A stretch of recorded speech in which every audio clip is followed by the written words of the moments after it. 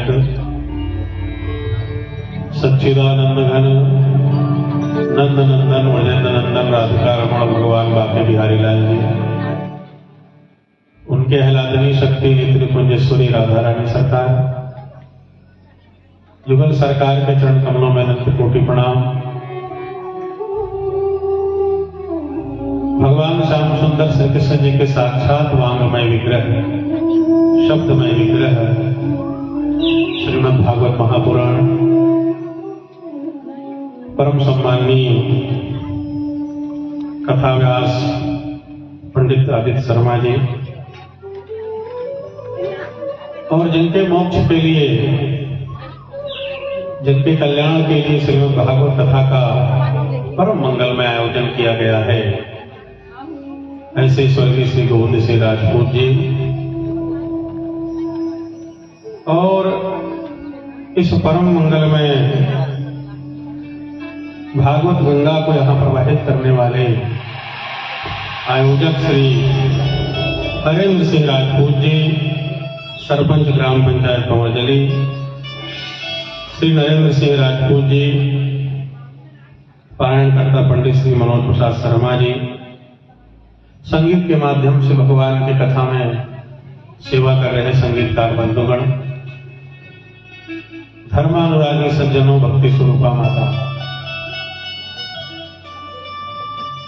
भगवान की कृपा हमारे और आपके ऊपर बरस रही है। तो कृपा की वर्षा कैसे हो रही है? तो भगवान की कृपा की वर्षा हमारे ऊपर हो रही है भागवत कथा के, सत्संग के रूप में। भगवान की कथा में किसी जीव का पहुंच जाना अपने आप में बहुत बड़ी बात है। क्यों? ही सरयावत अति कठिनाई। जहां भगवान की कथा हो, सत्संग हो, राम कथा हो, कृष्ण कथा हो, शिव पुराण हो, देवी भागवत कथा हो, वहां चल करके हम कथा सुनने पहुंच जाएं, ये बहुत बड़ी बात है।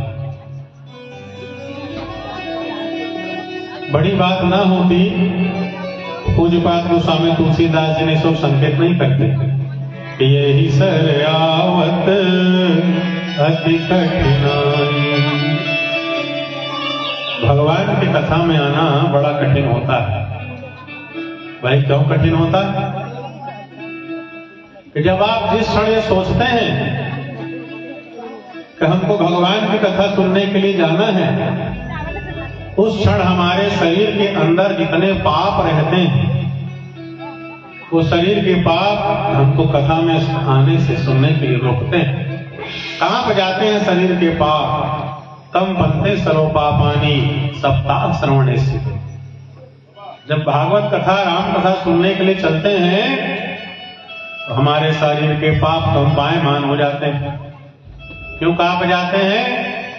कहा इसलिए कि ये कथा सुनेगा, और जैसे ये कथा सुनेगा तो अस्माकं प्रलयम सद्य कथा चेयम करिष्यति।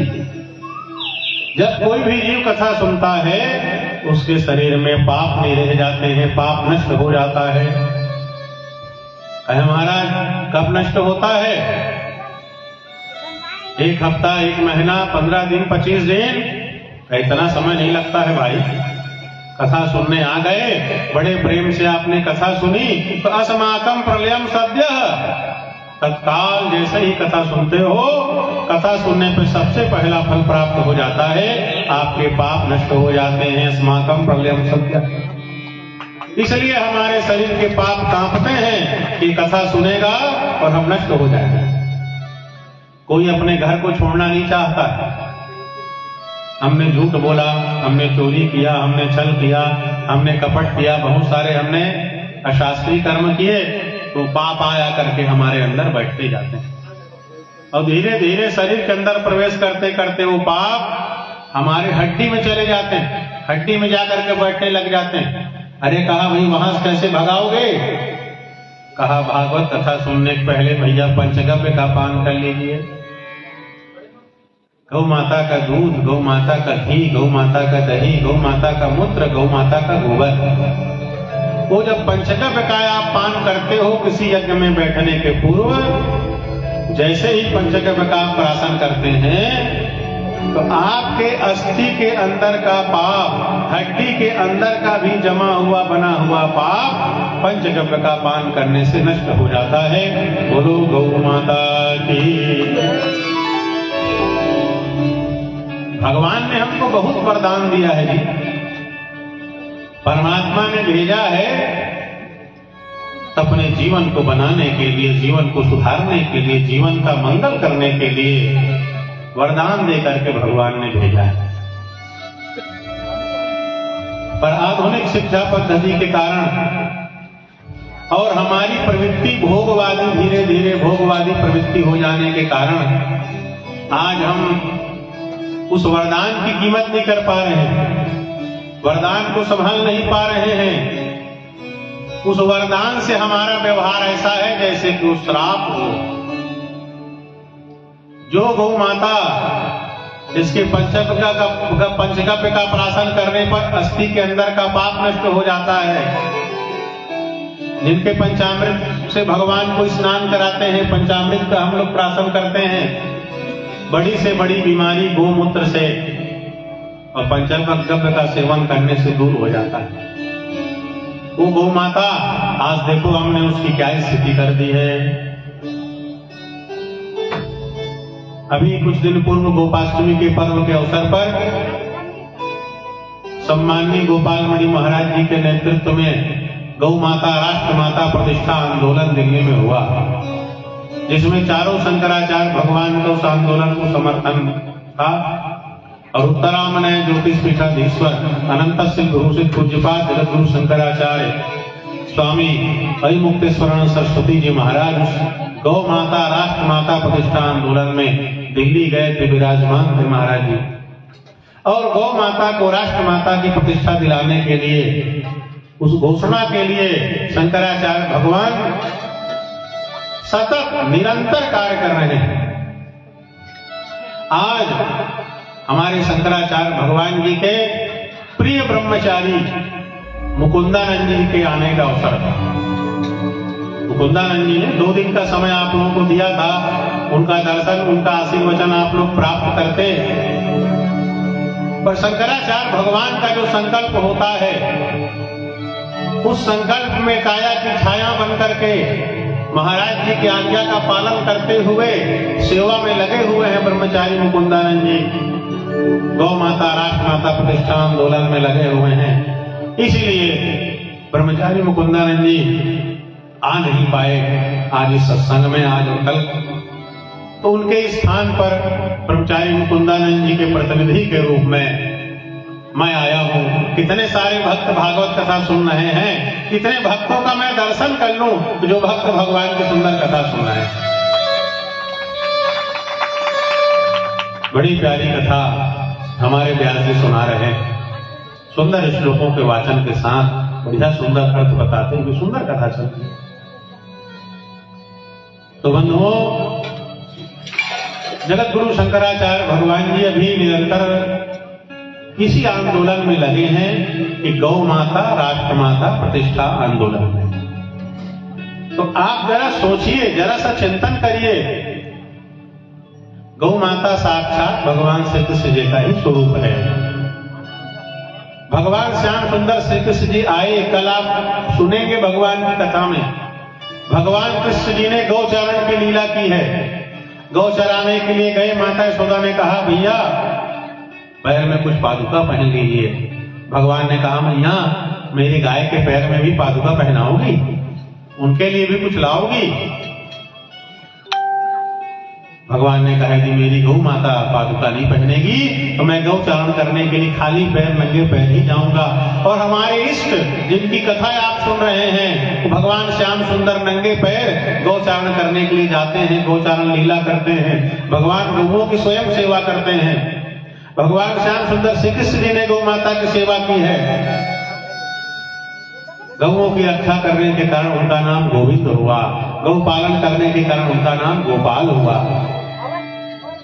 भगवान राम जी ने भी गोचारण किया है, भगवान राम जी ने भी गौ माता की सेवा की है। भगवान राम जी ने संतों की सेवा का प्रभार भरत भैया को दिया, अपने व्यक्तिगत सुरक्षा का प्रभार भगवान राम जी ने लक्ष्मण जी को दिया, शत्रुओं से रक्षा करने का प्रभार भगवान ने शत्रुघ्न को दिया। भगवान रामचंद्र जी राजा बने, भगवान राम जी ने सारा विभाग बांट दिया। एक विभाग भगवान रामचंद्र जी ने अपने पास रखा। कौन सा विभाग? सबसे महत्वपूर्ण विभाग है गौ माता के सेवा का विभाग। तो राम राज्य में जब भगवान राजा थे तो उन्होंने गौ माता के सेवा का भार, गौ माता के सेवा का दायित्व राम जी ने स्वयं अपने हाथों में रखा था कि मेरे राज्य में किसी भी गौ माता को कहीं भी कोई कष्ट ना हो सके। राम जी ने ही संदेश दिया गौ माता की रक्षा का, भगवान कृष्ण ने संदेश दिया गौ माता की रक्षा का। गावो विश्वस्य मातरः, गौ माता सारे विश्व की माता है।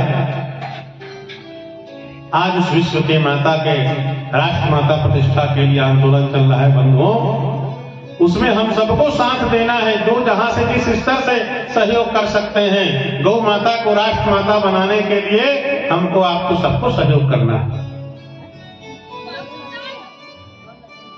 आज विचार करिए, एक बार क्या हुआ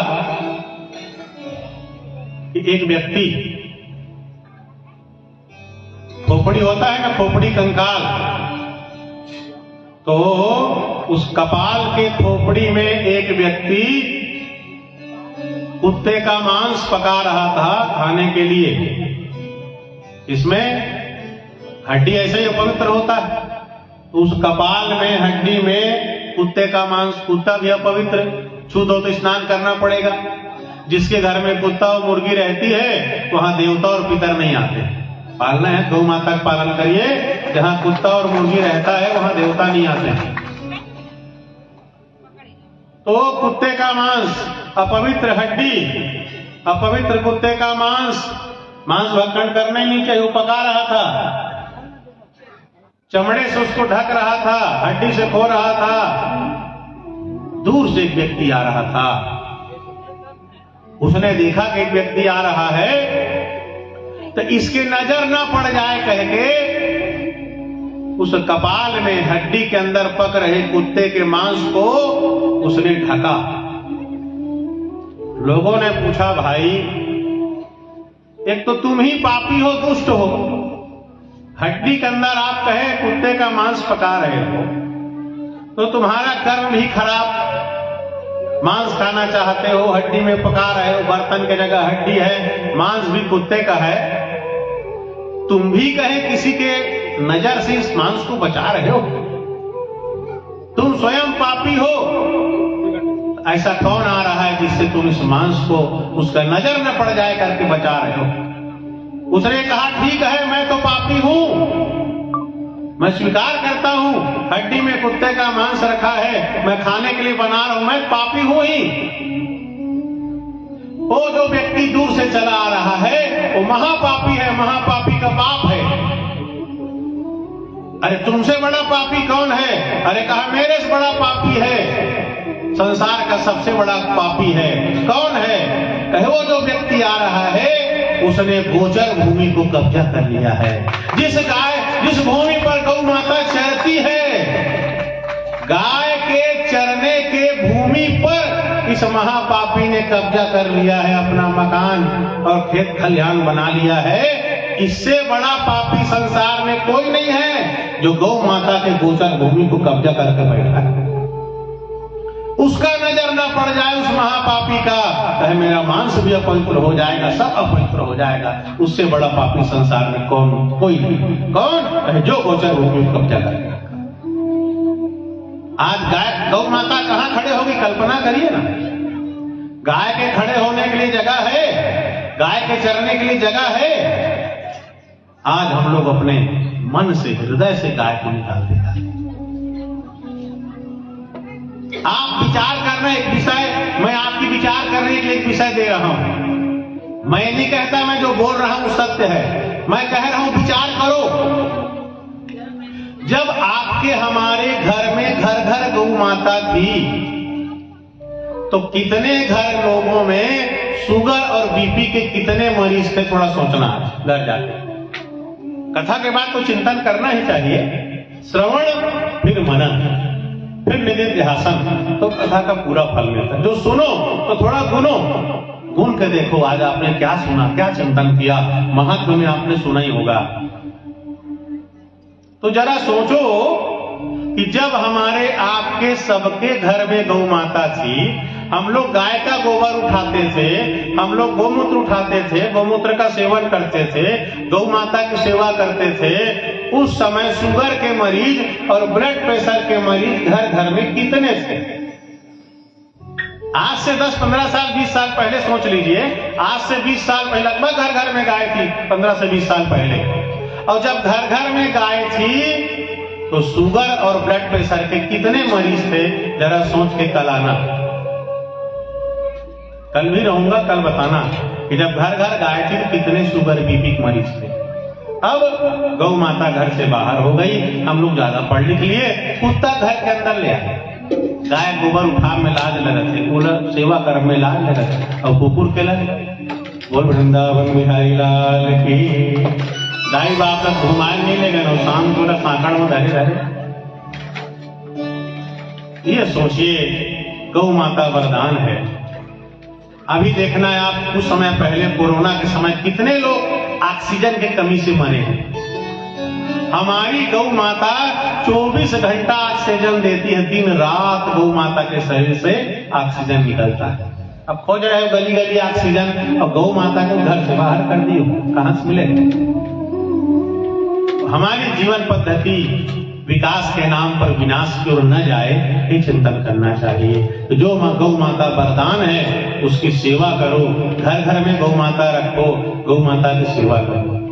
एक बात और याद दिला दूं आपको कि जब जापान में परमाणु बम से हमला हुआ था, अभी गर्मी आएगी, अभी तो ठंड है, ठंड के बाद गर्मी आएगी, तो जब हमारे यहाँ का तापमान 50 डिग्री के आसपास पहुंचता है, कुछ ऊपर होता है, 55-60 डिग्री गर्मी तापमान पहुंचता है, तो आप आग लगना प्रारंभ हो जाता है, अपने आप आग लग जाता है। कितने 60 डिग्री तापमान। और जब परमाणु बम का हमला होता है तो लगभग 5 लाख डिग्री तापमान हो जाता है, 15, 20, 25 किलोमीटर की जमीन राख हो जाती है।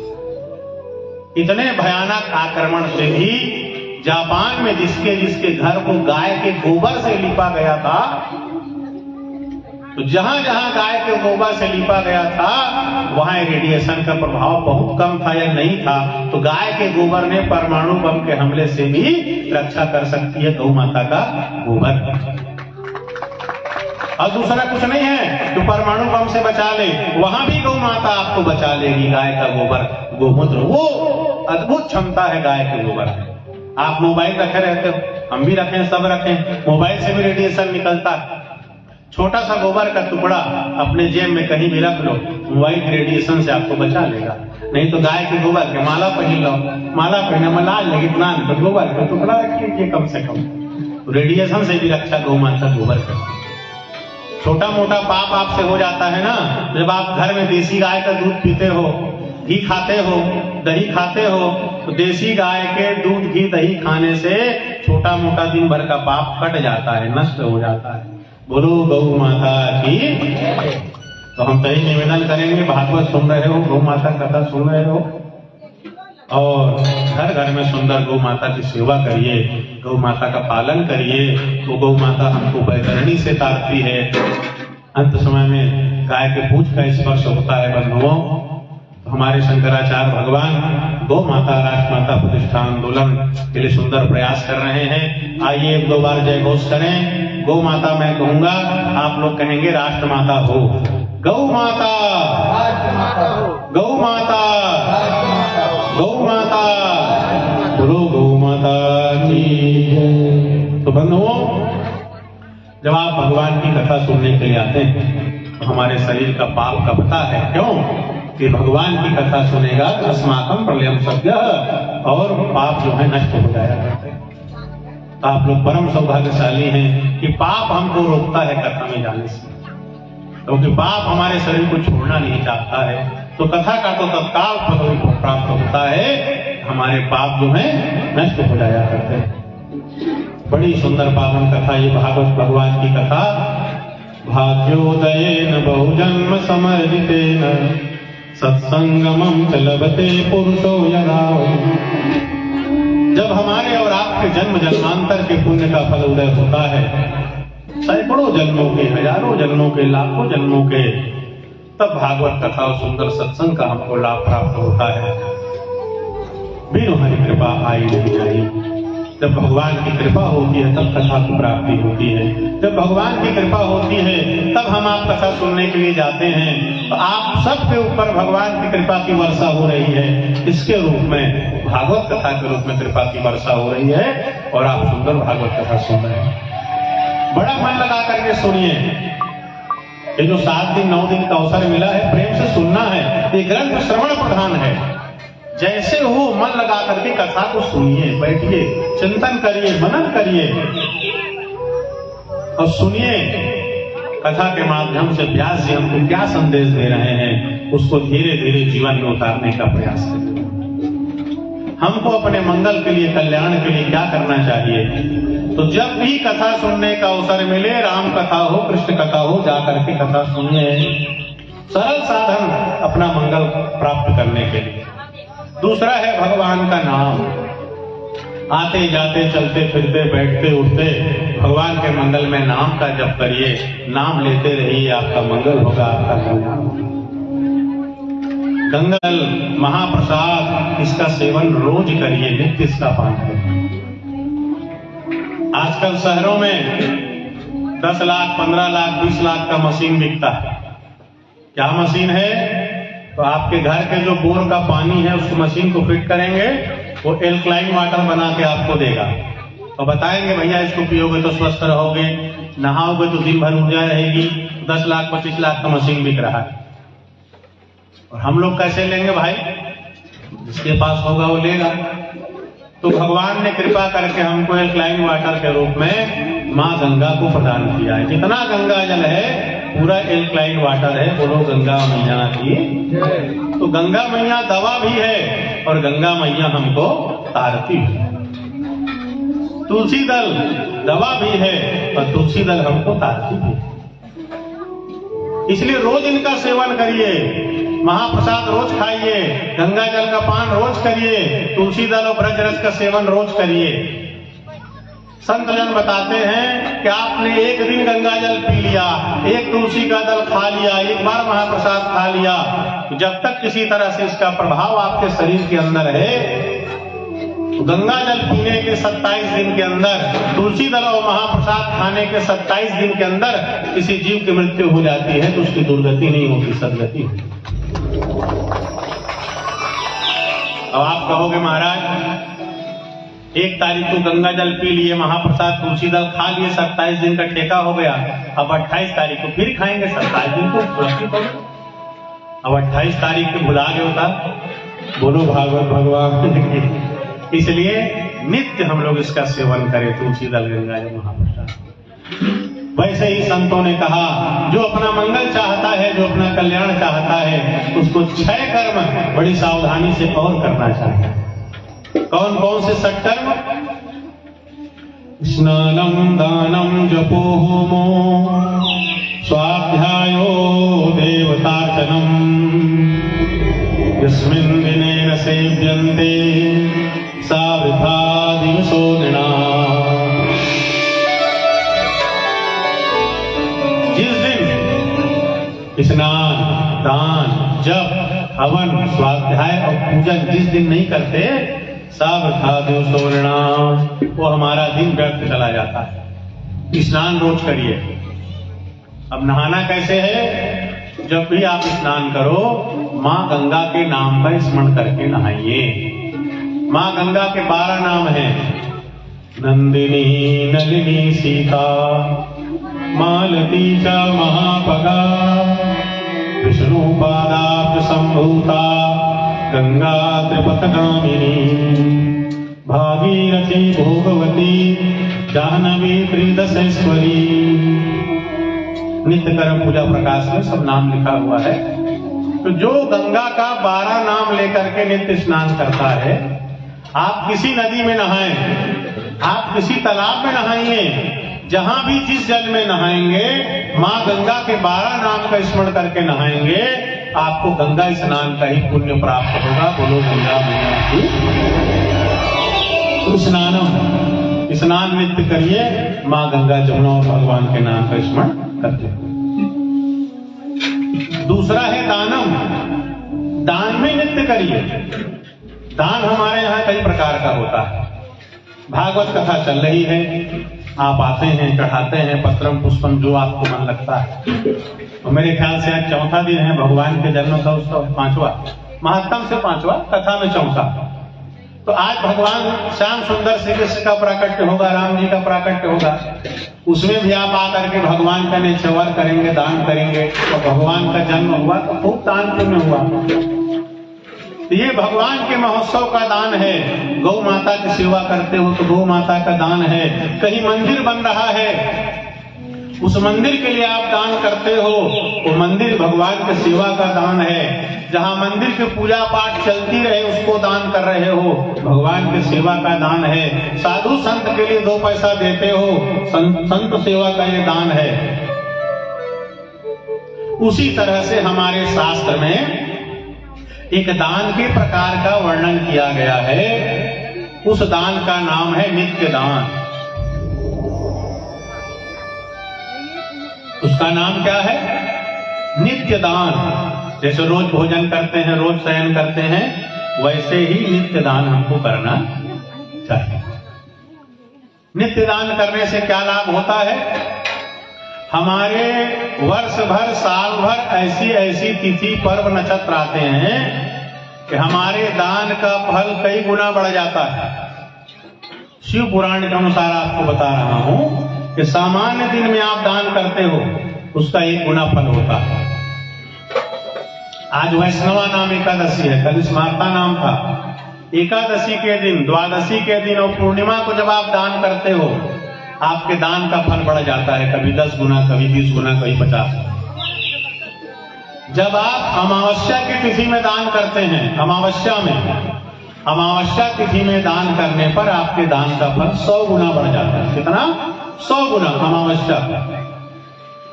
हर महीने भगवान सूर्य की संक्रांति होती है। हर महीने भगवान सूर्य राशि बदलते हैं, तो उस महीने जो सूर्य की संक्रांति में आप दान करते हो, उसका फल भी 100 गुना बढ़ जाता है।